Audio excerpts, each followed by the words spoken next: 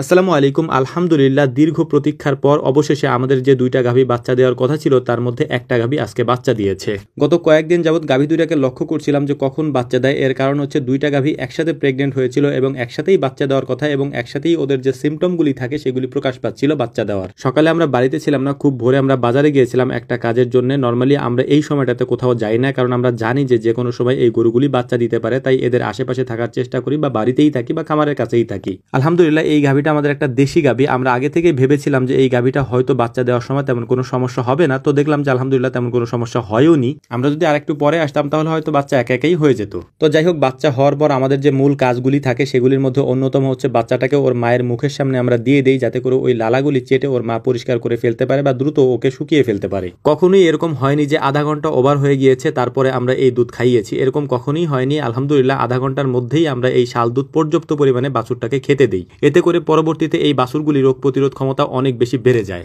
বাছুরটার জন্ম হওয়ার সাথে সাথে ও উঠে দাঁড়াতে পারে না, যে কারণেই ওর মার ওলানে গিয়ে ও দুধ টেনে খেতে পারবে না, যে কারণেই আমরা আগে থেকে নিপিল রেডি করে রাখি এবং দুধ দহন করে ওই একটা বোতলের মধ্যে ঢুকিয়ে তারপর নিপিল দিয়ে বাছুরকে আমরা প্রথমেই খাইয়ে দিই। এতে করে দুইটা কাজ হয়। একটা কাজ হচ্ছে আমরা বাছুরটাকে খুব দ্রুত শাল দুধটা খাইয়ে দিতে পারি, আর দ্বিতীয় কাজ যেটা হয় সেটা হচ্ছে যে গরুর ওলানটা খুব হালকা হয়ে যায় দুধটা টেনে ফেলার পর। এই কারণেই মূলত আমরা এই কাজটা করে থাকি। এই কাজগুলি করার পর দ্রুত আমরা গাভীটাকে বের করে নিয়ে আসি, অর্থাৎ আমাদের যে উঠানটা আছে, মানে খামারের মাঝখানে যে ফাঁকা জায়গাটা আছে, মাটির জায়গা বা বালু দেওয়া নিচে, এইখানে আমরা নিয়ে আসি। এইটার একটা কারণ আছে, গাভী যখন খামারের ভেতরে বাচ্চা দেয় তখন ওখানে বাছুর তেমন একটা দাঁড়াতে পারে না, কারণ জায়গাটা অনেক পিচ্ছিল থাকে, যে কারণে বাছুরটা দাঁড়াতে পারে না। ও দাঁড়াতে অনেক কষ্ট হয়, দাঁড়াতে গেলে বারবার পড়ে যায়, যেহেতু ফ্লোরের উপর ওইভাবে পড়ে গেলে আঘাত লাগতে পারে। এই কারণে মূলত আমরা এটাকে বাহিরে নিয়ে আসি, বালুর উপরে ছেড়ে দিই, যাতে করে সুন্দর করে ওরা দৌড়াতে পারে, হাঁটতে পারে এবং দাঁড়াতে শিখতে পারে।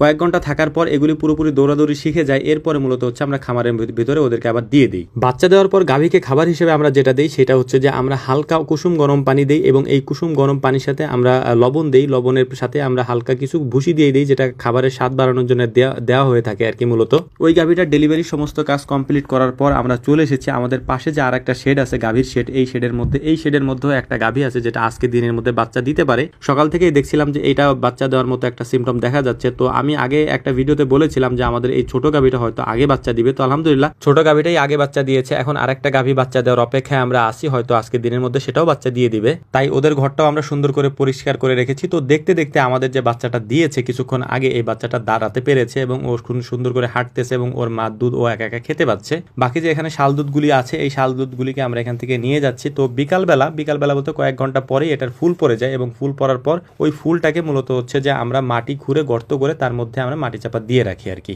যাতে করে এটা থেকে দুর্গন্ধ না ছড়ায়। এই কারণেই মূলত এই কাজটা আমরা করে থাকি। তো আলহামদুলিল্লাহ, মোটামুটি আমাদের সব কাজ কমপ্লিট হয়ে গেছে। আপনারা আমাদের জন্য দোয়া করবেন। আমাদের আরেকটা যে গাভী আছে ওটা যেন খুব সুন্দরভাবে বাচ্চা দিতে পারে, এটার জন্য আপনাদের কাছে আমাদের দোয়ার দরখাস্ত রইল। আমাদের জন্য দোয়া করবেন। আসসালামু আলাইকুম রহমতুল্লাহ।